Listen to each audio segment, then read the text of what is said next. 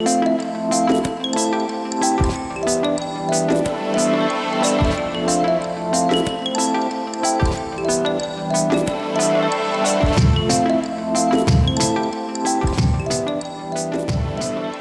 and welcome to Doing More. I'm Erica Cardenas. Today we're here at Valle del Sol in Phoenix, Arizona, celebrating National Hispanic Heritage Month.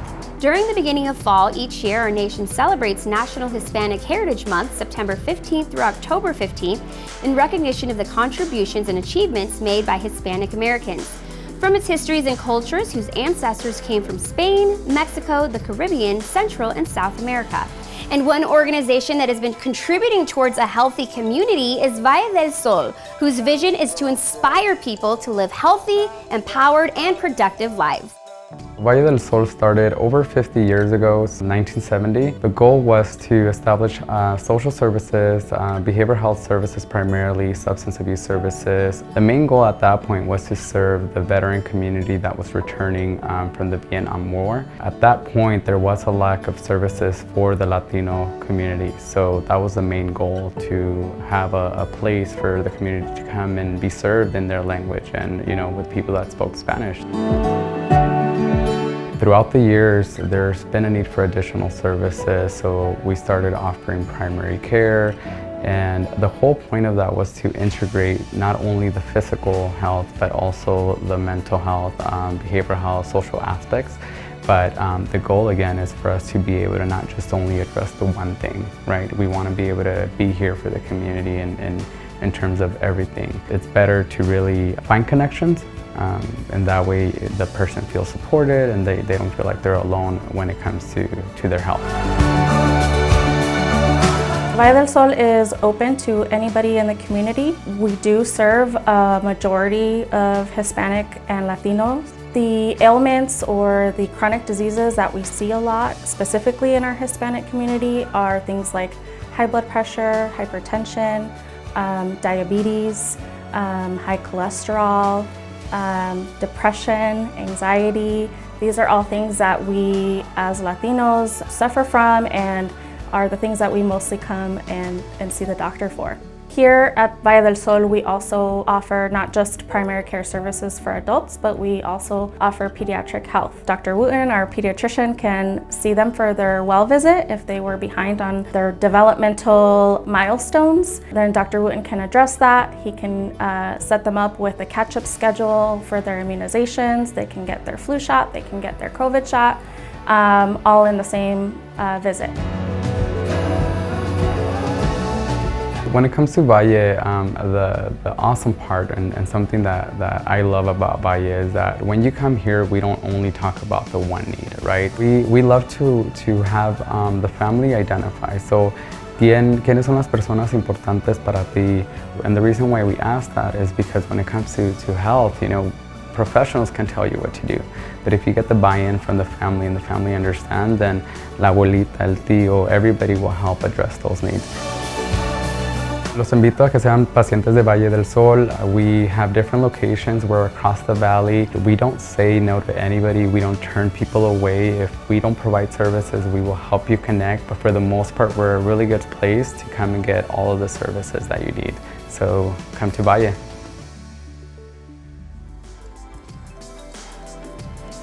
Valle del Sol's mission is to strengthen families by providing the proper tools and skills for self-sufficiency and by building the next generation of Latino and diverse leaders.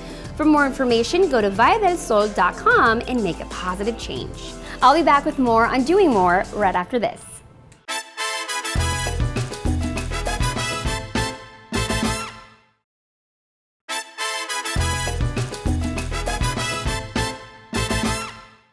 Welcome back to Doing More, where we shine a light on the good things happening in our communities. I'm here at Valle del Sol celebrating National Hispanic Heritage Month.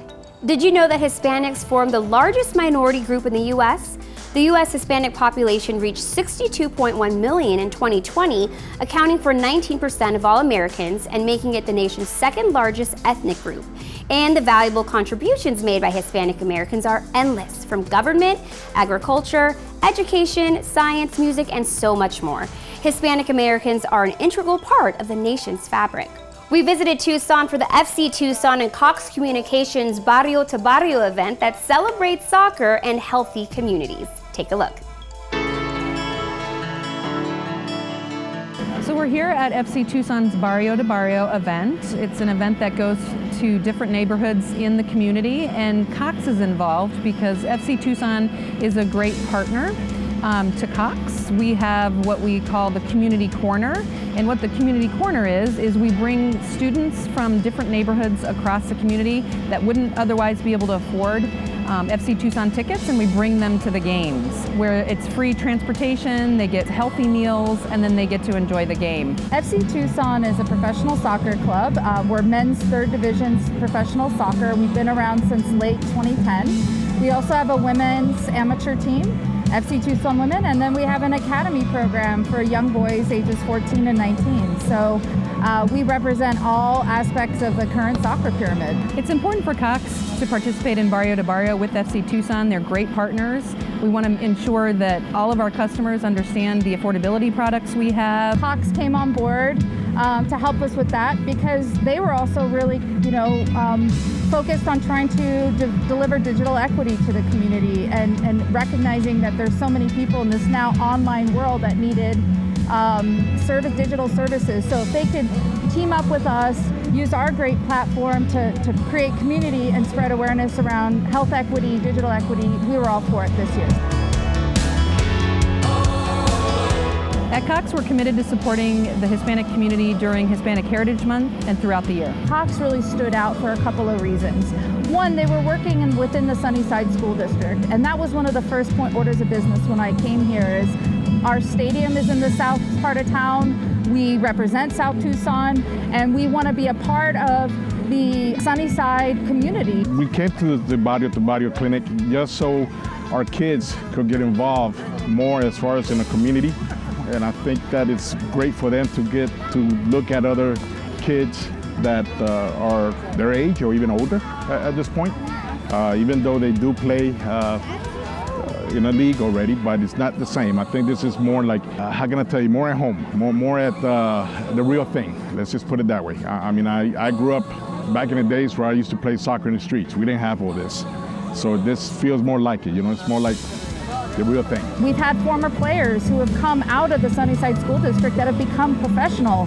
And so we want to tell those stories in the schools, just like Cox wants to tell the story of digital equity and how important it is to have connectedness in order to compete, whether it's education or for future jobs or workforce. That's the main goal is to focus on our youth and unifying the community with, particularly within the Sunnyside School District through the game of football. The FC Tucson Barrio-to-Barrio initiative is to improve the health of the community one person at a time. For more information, visit fctucson.com. We traveled to Las Vegas where Cox Communications got a chance to recognize outstanding Hispanic American leaders. Take a look. I was born in Gary, Indiana, so I like to say that, even though it was only the first 2 years of my life, because I feel like that gives me street credibility. I was born at the Women's Hospital on Sahara and Eastern. I went to high school about a couple hundred meters from there at Valley High School, and I work a couple miles up from that same location on the same street, so I've really come a long way in my life. I grew up in Southern California in a relatively Hispanic community, and so that's all I knew. I was born on the east side. We lived in an apartment off of Sunrise and Eastern Avenue, and I was born in Women's Hospital. So I've had a really amazing childhood here. After law school, I worked for several years on Capitol Hill, working for U.S. Senator Richard Bryan as a legislative counsel, and I came back to practice law in Las Vegas in 1995. I manage the critical facilities here for Cox in Las Vegas. Our critical facilities are the backbone to all services in Las Vegas. I was one of 4 Latinas to ever be elected at the Nevada State Assembly. So I was one of the very first Latinas to set foot in 2011 legislative session. My role models, hands down, it is my grandmother, my mother, and Oprah. My grandmother was amazing, and because it's Hispanic Heritage Month, she's this 4'11" Hispanic lady who was just on fire. I love her so much and the example that she set for our family. It's like with any heritage that you identify with, you have your traditions and family is always a strong sense, most ethnicities, and ours was no different. My grandmother was the one who instilled in me who I am today. And we always, even though we had little, we always were there to help the community and give back wherever we could. I'm such a nerd and a geek that my happy place growing up was always school. And my biggest role models have been those educators throughout the years. This honor is the most emotional one for me because it is during Hispanic Heritage Month. And I love my heritage, but more importantly, I love my family. Thank you, Cox Communications, for recognizing me during Hispanic Heritage Month, and very much appreciated and humbled. It's an honor to be recognized in that way for giving back to the community. I just feel very grateful for the opportunity to be highlighted amongst other giants in the Latino community. Latinos have added so much to the fabric of our community, and they really are the backbone sometimes of our economy, and I think we can't forget that. A daily reminder of how one's commitment can inspire so many. Don't go away, we'll be right back.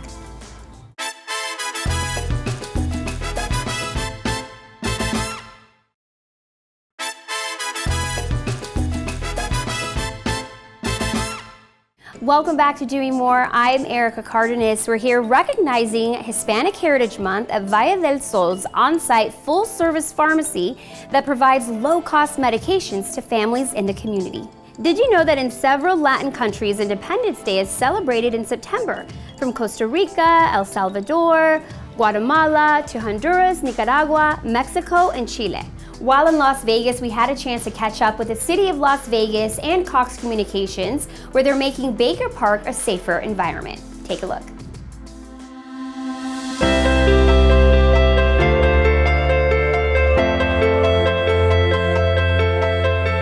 So the community around Baker Park contacted my office quite frequently with concerns for public safety, and especially in the children's area part of the park. And so the City of Las Vegas, we started to put our heads together with the city manager and our lead tech person, Michael Sherwood, about what we could do to accomplish some strides forward to make sure that this remained a safe haven and a safe space. And then especially post-pandemic, we know that our parks are so important for our families and our kids' mental and physical well-being. I'm just so thrilled that we were able to partner with Cox and figure a path forward to keep an extra eye and make sure that we are hearing the pleas of our community to step up and keep the park as safe as possible. In different locations throughout our city, such as what we're here today at Baker Park, there's always that ability to, what other amenities can we provide? How can we make a park safer? How can we ensure that the park is being utilized properly? And that's when we reached out to our partners at Cox Communications, and they were able to help us design and develop what we call today our Smart Parks program. You can't be everywhere 24/7, but with the ability of technology, we have the ability to analyze data and use it in new ways that really help improve community outcomes. There's many benefits for creating and building a smart park, right? Not only is it encouraging people to come out and use these amazing facilities even more, but the city has operational efficiencies they found through the use of analytics and our camera work and our amazing network that we've built together that will help them build the smart park of the future. We look at a couple of different things specifically. We look at people and we look at vehicles, right? The city wants to know how the parking lot is being used. They want to know, do they have enough parking spaces? How are those spaces being used? Do they have enough handicap spaces, or should they include electric charging capabilities here, right? Our analytics give the cities information on how to accomplish that. And then from a people perspective, we look at counts of people and how they use certain assets around this area. Is having 3 soccer fields the most efficient way to get return on investment for the city? The city will have that an understanding of how it's being used on a daily, weekly, monthly basis, be able to encourage more leagues to come and play here to further monetize this space. The poles have static capabilities, right? They have height, they have power, they have connectivity. We can use those things to deploy static infrastructure around the park in a more efficient way. We've built a network together that has really been amazing. The assets of the cities combined with the asset of Cox into a smart network of the future is really where the smart park is heading.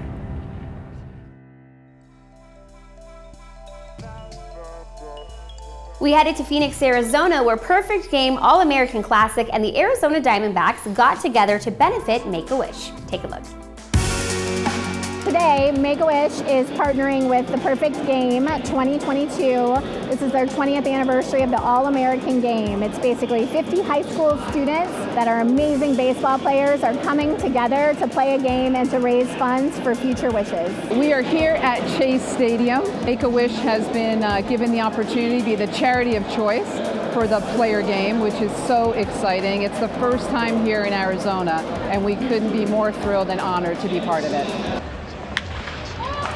So the Wish Kids are all super excited. These are all huge baseball fans. Obviously, 2 of them chose baseball as their wish. One of the others still plays on a regular basis. The other 2 are amazing Arizona Diamondback fans. So they're going to get to be bat kids. So they're going to get to be on the bench with these high school players. They're going to get to go out on the field, have a little bit of fun, and kind of be a little bit like a VIP bat kid out on the field. So I think that they'll be very, very excited. I want to be a baseball player when I grow up. My favorite team is D-backs Fute, which they play at this stadium. My first wish was to go on a trip on a camper to California, and I pretty much had a blast. We're here to make sure that children with critical illnesses have something to look forward to and have something to focus on that's positive as part of their medical journey, and to provide them kind of their wish and their wish experience. I went to the Perfect Game, got to see one of my now good friends, Rock, play, and got to hang out in the dugout, shake hands with a bunch of players, talk with them, see what they were thinking about the game. Got to be a bat boy, throw out the first pitch, and spend the day just having a phenomenal time as well as my family was there. Each of the athletes was asked to raise money for future wishes, and so they had individual pages, plus as an organization, the Perfect Game donated and it encouragement and taught them how to do fundraising. So kind of teaching them a little bit about the business of baseball in addition to how to be a great player. Make-A-Wish is important to me because we're trying to give back to all the kids that are in need and can't do some of the things that we can do. So just kind of partnering with them and doing what we can to help and provide for them has been a lot of fun for me. Big shout out to Derek Hall and the Diamondbacks for bringing the Perfect Game here, and also to Make-A-Wish America. We are just so fortunate because we are Make-A-Wish Arizona and happen to be in the hometown of the first wish that ever happened. So thank you. Big shout out. Partnerships are really, truly, really what make up Make-A-Wish. We couldn't do it without our individual givers and donors and companies like Cox that allow us to be able to do things. We absolutely could not do this without the community, and we are grateful and appreciative for that. Hope you guys have a great time today. We love you, Make-A-Wish. We'll be back with more on Doing More.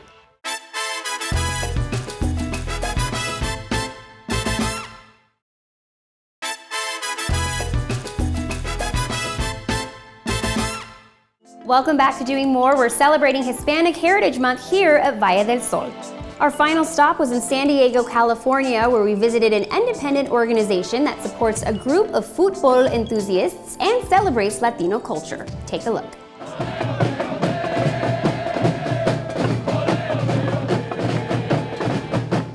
Los Chavos is a support group. We support San Diego Loyal Soccer Club. We basically are kind of like a barra style supporter group, kind of like a South American flavor from San Diego.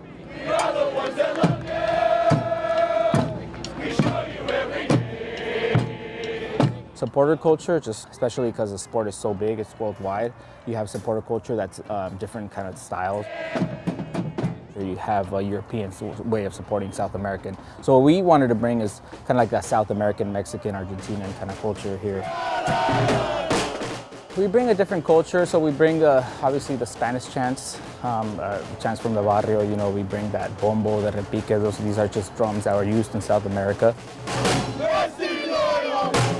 So now that we have something for our very own, it's beautiful, and we can really manipulate it to be the way we want it to be, and to something that really represents us personally. So before the game, we go and set up our trapos, which are banners. We go to the stadium, put our drums in there, and then make sure everything looks good for game day.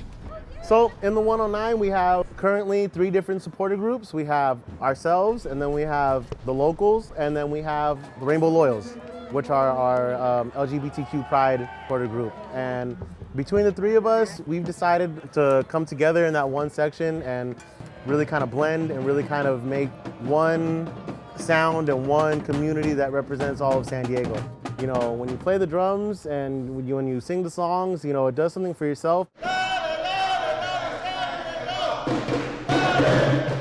Places that Chavos hang out at. Game day is for sure Def Brewing, pre-games for home games.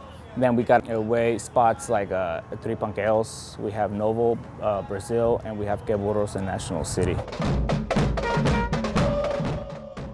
We're a part of the community. We live here. I know for a fact that anything that's donated to us ever, whether it be backpacks, turkeys, Christmas gifts, anything like that, it's going back to the children, and we make sure of that. The backpack drive is something that's very fulfilling to me because last year we handed out 75 backpacks on Logan Avenue, and then come November we'll have our 3rd annual turkey drive, which will be giving out turkeys and all the fixings. Last year was our first big season together, and it was amazing. And it's been a building project from the beginning since I met these guys to now, but to see how much has grown from then to now has been amazing. Chavos is definitely a family atmosphere. We invite everybody to come to the games, come chant with us. Even if you're not in the section, come watch the game. It's fun. Everybody's welcome. I want to thank Valle del Sol for celebrating Hispanic Heritage Month with us, and more importantly, for being a beacon of light in our community. National Hispanic Heritage Month is a time to celebrate and embrace the histories, cultures, and contributions of Hispanic Americans whose ancestors immigrated from Latin America to the U.S. It's a time to reflect on the achievements and contributions made by parents, ancestors, and Hispanic American champions. I'm Erica Cardenas. Thanks so much for joining me, and happy National Hispanic Heritage Month.